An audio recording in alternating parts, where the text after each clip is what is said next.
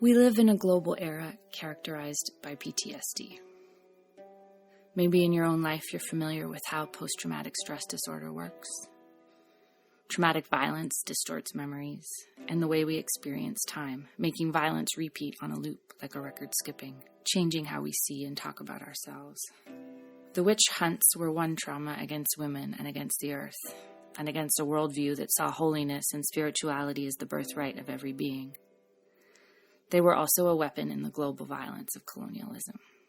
And as we work to disrupt androcentrism, the mind frame that sees masculinity as normal and all else as other, with feminist history, and to heal from the violence of colonialism, and to resist the worst of earth-eating capitalism however the fuck we can, it is useful to go looking for places outside of Europe and the Americas where women were and are called witches. One of the many places this happened is in the Philippines, and in investigating this branch of witch history, it draws us back before the colonial trauma, to honor the women folk therapists, priestesses, warriors, healers, and storytellers called Babaylan, and forward to honor the badass feminists who carry the Babaylan spirit today. In this episode, we'll tell the story of Urduja, the pre-colonial warrior heroine who is one aspect of the Babaylan personified. We'll dip our minds with reverence into the spirit and magic of this sacred spring of world knowledge. And we'll just try as usual to learn a little something and not fuck it up. You aren't being a proper woman, therefore you must be a witch. You must be a witch. Ceres Pio Quinto, writing her grandmother Lola's healing spirituality into a context of Babaylan history, gives us a clue to reading this tradition as witch history. She talks about discovering Barbara Tedlock's book, Women in the Shaman's Body. In this book, Tedlock takes a fascinating expedition into this ancient tradition from its prehistoric beginnings to the work of women shamans across the globe today. Illuminating the long-hidden female roots of the world's oldest form of religion and medicine, she argues that humankind's first spiritual and healing practice was originally the domain of women. In this narrative, Tedlock reveals the hidden and often ignored or dismissed female roots of religious and healing practices, with a dazzling array of evidence, from prehistoric African rock art to modern Mongolian ceremonies, for women's shamanic powers. Among others, this book has made me acutely aware of the demonization of wise women by an androcentric culture that first labeled them as witches and burned them alive, and later vilified their gifts by calling them quack.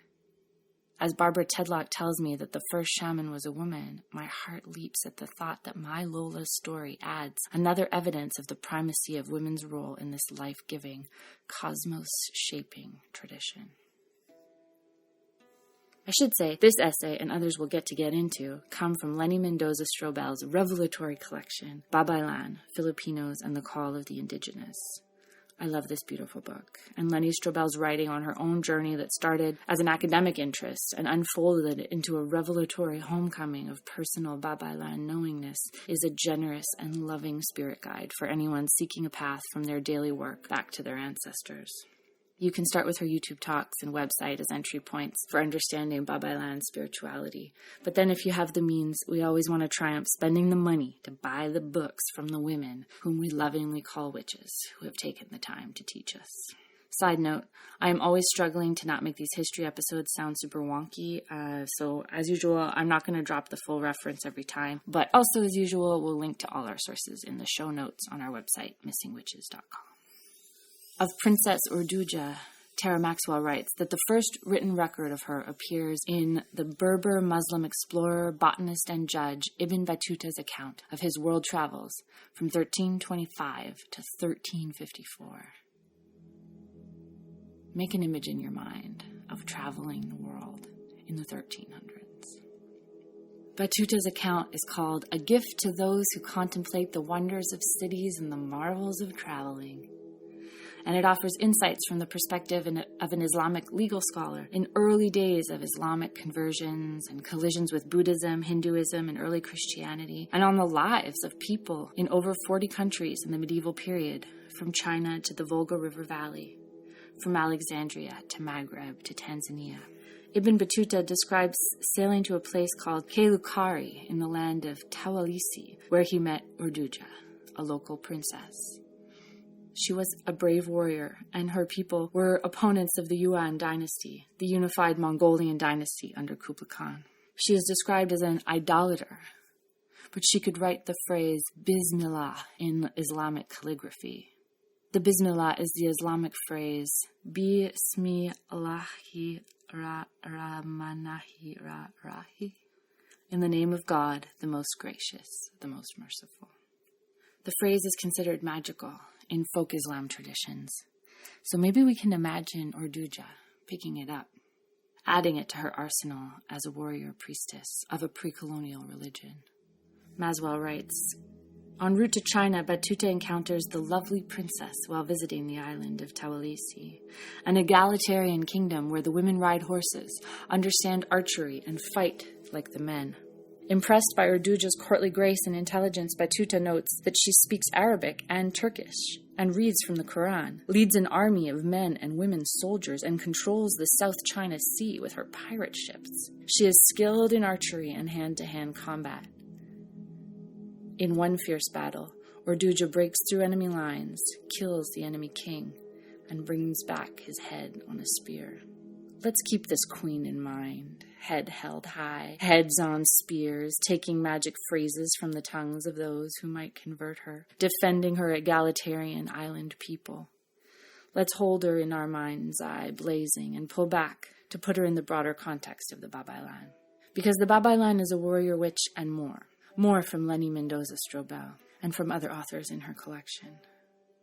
What is a Filipina Babaylan? The Babaylan in Filipino indigenous tradition is a person who is gifted to heal the spirit and the body, the one who serves the community through her role as a folk therapist, wisdom keeper, and philosopher, the one who provides stability to the community's social structure, the one who can access the spirit realms and other states of consciousness and traffic easily in and out of these worlds, the one who has vast knowledge of healing therapies.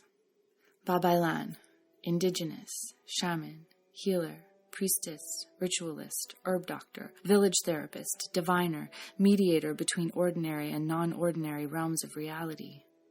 She/he is known by other names in various tribes. Ma'aram, Balian, Mumbaki, Dawak, Catalonan, Manogbulong, Tambalan, and more. In the many tribal communities' governance structure that included the tribal chief or datu, the bayani, warrior, and the pandey, craftsperson, no decisions were ever made without consulting the Babaylan. These four pillars of a tribe held together the communal life of its members, but the Babaylan seemed the most important and powerful, and hence became the target of extermination as soon as colonizers arrived in the islands in the 15th century. Today there are still primary Babaylans in indigenous communities in the Philippines. And outside of these land-based communities, the Babaylan is now often disguised and donning a different dress and language. She walks among us like a shadow, revealing herself only to those whose souls cry out for her. The majority of Babaylan are women, and when men take on the same role and functions as they started doing during the Hispanic colonial period, they usually wear women's clothes. One can surmise that this shift in outerwear might be symbolic of the privileged role of the Babaylan as a woman's domain. However, it can also be argued that this privileging of the female gender in this case can be contested by citing a Filipino creation story where the creator splits a bamboo and simultaneously creates male and female. In this sense, according to Catherine de Gia, the man Babaylan honors the mother goddess, Earth, when he approaches her, and doing this develops his feminine side in order to balance his masculinity. Likewise, the woman Babaylan would develop her masculine side to stabilize her tenderness and all-consuming compassion toward all life forms. This is why these women lived alone on the fringes of the villages, the heads of enemies on bamboo stakes, while the men in ceremonial malongs wore fragrant flowers in their hair.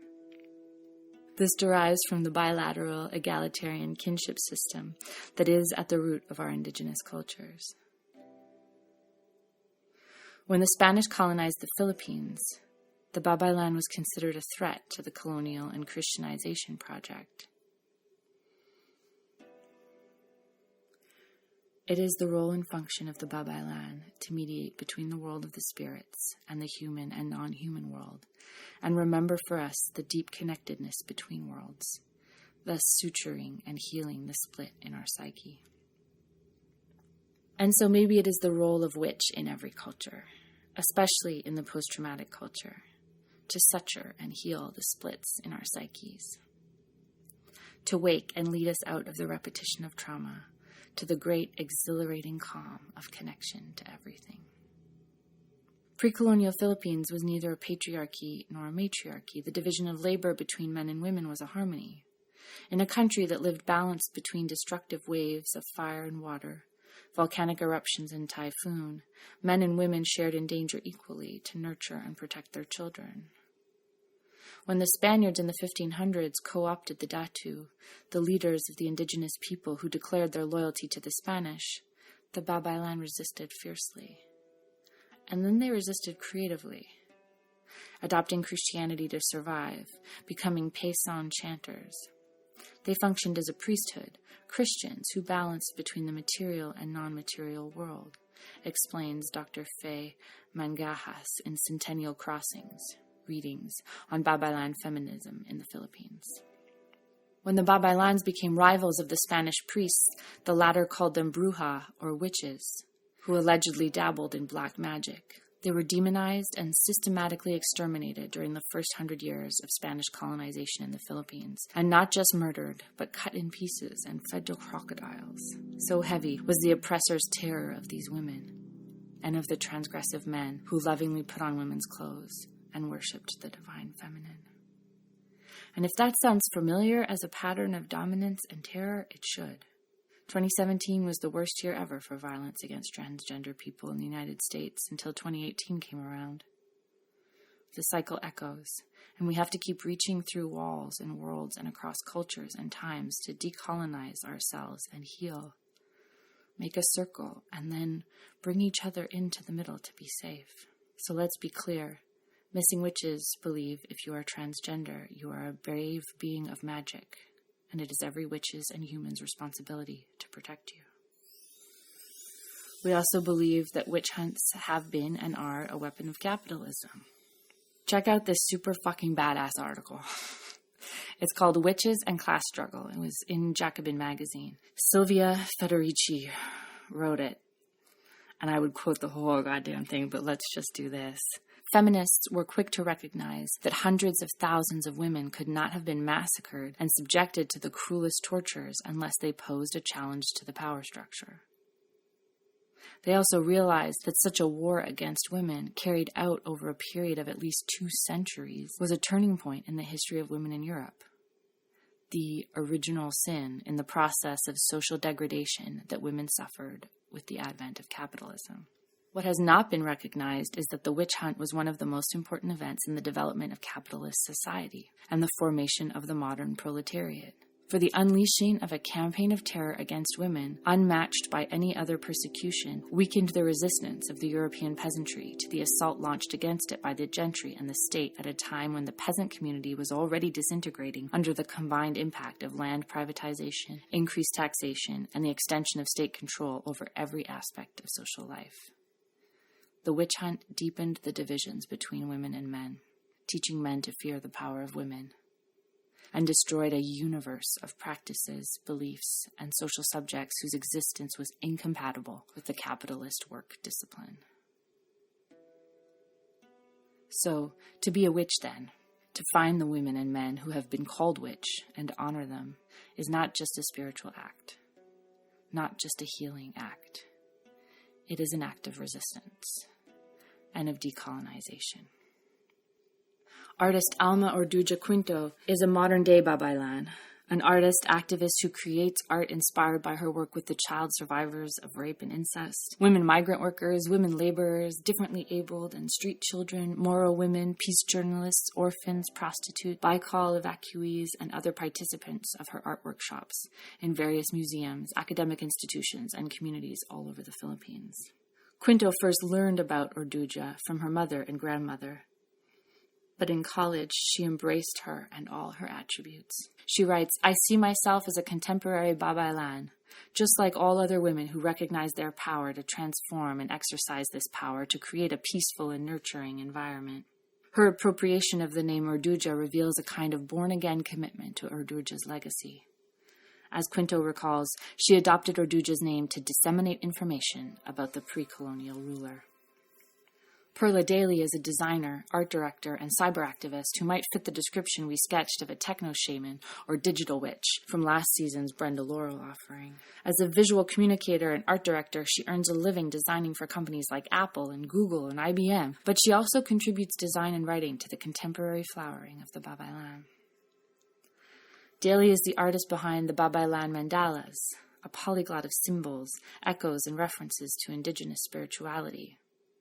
She also developed meditation guides based on Angeles Arienne's archetypes in the Fourfold Way that focus on the Babaylan spirit and leadership, specifically for Filipino women willing to learn from the Babaylan path. Of these, she writes, "Healer, water. My first understanding of the Babaylan was from personal experience. I realized that the Hilo is a Babaylan. He or she is the village healer or Hilo, bone setter, massage therapy, and herbolario, herbalist. Our family had one or two favorites in the barrio. A healer removes dis-ease and disease, and brings about health and wholeness in the physical and emotional well-being of the community. Seer, visionary, air. My second understanding of the Babaylan from personal experiences was of the seer or psychic truth-teller. Most of these helos I encountered also had the gift of third sight. They peered at you as if looking through to your very soul, and they knew things about you, your past, your future, through the bumps and depressions of your skull, the shape of your bones, by reading cards, or just by looking at you. A visionary intuits and perceives truth and understanding and shares this with family and or community, from which action is taken to move forward toward harmony and peace. Teacher, earth. The teacher harvests knowledge and heritage, processes, nurtures, and develops knowledge and heritage, and plants seeds for future generations to harvest. I met two women who embodied the teacher archetype outright. The first was Lenny, who was an associate professor who taught and was writing, publishing, and bringing about active community dialogue on the topic of decolonization. This discussion of decolonization was also a process of individual and community healing. So here was a very good example of a teacher archetype doing work with essential healing, thus dual essences of teacher and healer within her work. The other teacher was a young woman named Bing. She worked in the Ilocos Mountains. Having learned the oral histories in song, she was taught by tribal storytellers throughout those hills. She traveled from village to learn and impart legends and poetry and song and music. She was an initiated and honored Babaylan, one of the youngest, who was eager to receive the seeds of heritage from our elders and spread and plant them within the communities. Warrior, fire. I was exploring the deeper meaning of feminism for a few years by this time, and had already come to the realization that the feminist was embodied by a few archetypes too. One of these is the warrior, the fiery, angry woman who demands justice and equality. So my third understanding of the Babaylan as a leader was the warrior. In Philippine culture, we have these Babaylan warriors named as historical Gabriela Silang and the legendary princess, Urduja. I realized that feminism and Babaylans were related somehow, and I was determined to figure out how. And as I began to find my own voice and express it in online communities such as newfilipina.com and in online discussion groups, and as I witnessed other brave women and men find their voices to speak up on behalf of the exploited or the oppressed, I realized that the Babaylan spirit of the warrior is in us when we speak up, and openly, for justice, and risk the consequences of the powers that be and society at large. Priestess, light. My understanding of Babaylan as a ritualist, or priestess, was given to me when I read both the books of Mary Lou Hardillo Werninga and Eileen Tabios. They both define Babaylan as women community healers, leaders, and priestesses. The word priestess resonated with me and made me excited. It was a new discovery of roles that were actually possible for women in the past in my own people's history. and possibly in the present, because it just so happened that I had become acquainted with my first Filipina priestess, Letitia, while in my first days of publishing Bagong Pinay. Letitia was ordained in 3 goddess traditions, including the Temple of Isis and the Dianic tradition. During her first formal training by elders that included rituals and women's mysteries, she reached into her ancestral roots, finding what she could in the ethnographic writings, thanks to Linda Nietes, the mandala tribal practices of the Bailan as guide. Daily lives and gives life to a kind of diversity of practice that is hyper-contemporary in our interconnected times, and also true to pre-Spanish Philippines.